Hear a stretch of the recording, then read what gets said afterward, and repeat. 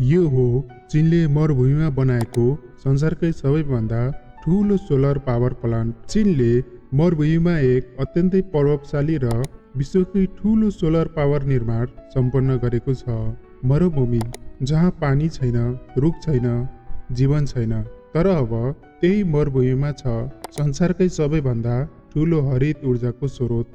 चीनको उत्तर पश्चिम भागमा पर्ने टेङ्गर मरुभूमिमा चीनले एक विशाल सोलर फार्म बनाएको छ, जसलाई टेङ्गर डेजर्ट सोलर पार्क भनिन्छ।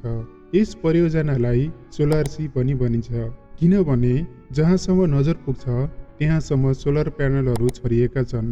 यस सोलर पार्कको कुल क्षेत्रफल झन्डै 1200 हेक्टर भन्दा बढी छ, जुन काठमाडौँ उपत्यकाको क्षेत्रफल भन्दा पनि ठुलो हो।